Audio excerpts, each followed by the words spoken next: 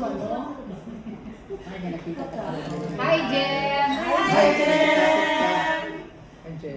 So natapok yun ni karon no, wala to you but we're happy nga mahimo ning opportunity nga maka-share ni sa imong salamat mabuhay.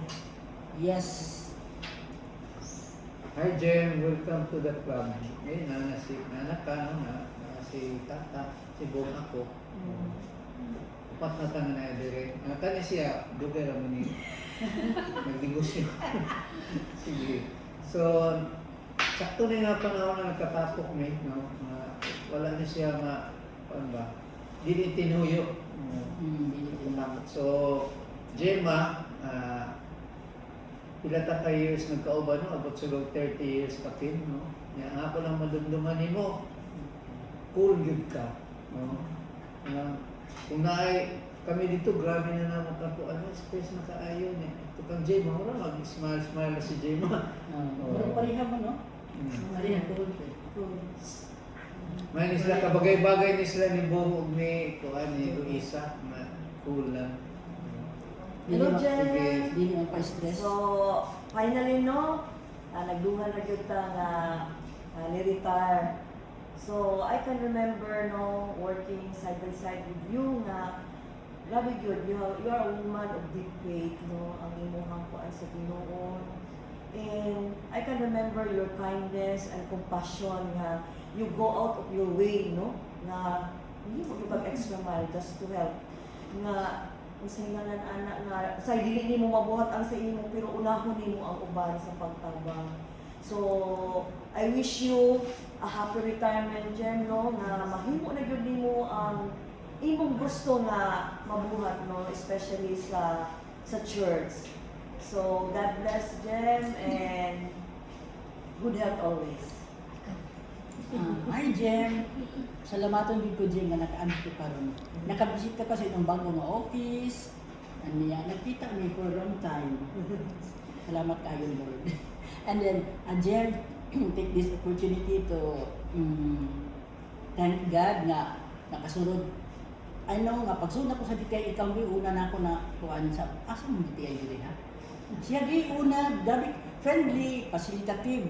Muna akong kuhaan sa iya. Muna akong kuhaan sa imo, Jem. So, ang ako ma-remember yun sa imo, kanang aside nga, mo nila nga cool person, friendly, kanang kuhaan pa yun ka, nakakakanunay, murag, you give me always that, kanang masayop ko, mauniti, kanang pertaining sa Bible, yun ka mo share sa ako.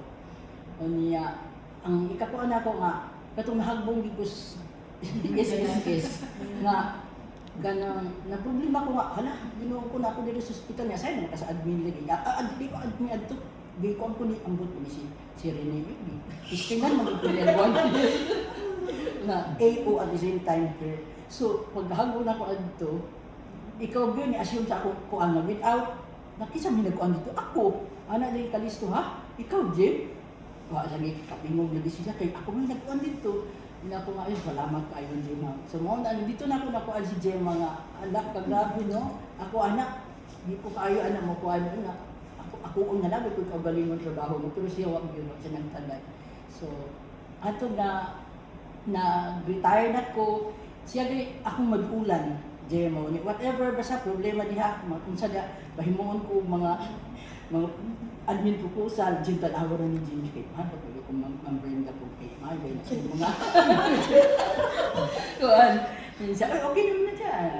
So, salamat kayo sa tanan ko, Jem, for your friendship, and then, as you retire, kanang I wish new journey naman po ninyo mo. So, dog ignan ta ka nga ayun sa gym kay na sobra ba ni mag-retire na katawa na kay 13 month, 14 month. Kuha na lang pero imo ginanggi kuanan nga sakto na niti kanang so imo gin kan mo serve ka kay God. So you can serve man sa Ginoo in other ways pero gusto din ka nga I don't know magpastora man tingali ka. Pastor na ka, pastora naman tingali ka kasi for a brainer more pag yun. So thank you, I wish you in his retirement good health and more time with yourself, new friends, and more time with God. And thank you for our friendship and our office mate, my office mate. Okay. Hi, Jem. Congratulations sa imong pag-graduate sa DTI. Well, ang ako kastorya sa imo, I think ikaw na ang pinaka cool, dili ka mo masuko. And wala lang, ano lang, even if you have a lot of problems in your work and in your private life, pero murag ipakita gid mo nga you are above sa tanan nga kuan, and then you are very sa panganani kanang makapanamin mi nga maski unsa nga pagsuway sa kinabuhi kung anong gihapon ka kana bang maka-question could be sa mong self na grabe gana yung problema, but then she can afford to be okay. So that's very fun sa me nga makapanamin ko din na ay okay, mahimo pod nga murag mo kalma mi. So si Gemma gid ang pinaka-grabe gyud nga inspiration and very helpful. So I hope na you'll have a happy retirement, and then you can spend your life na sa imong family and also serving what you love most, to spread the good news of God. So, ako lang yung i-end at Jem, no? Thank you once again for being an ate sa amo. Then sa pag-ingon ni Ate Pong, matinabangon, kaayo ka, always ready to help. Nga, bisan pagdili may mag-asa mong help, open din ang imong hands na mutabang sa amo.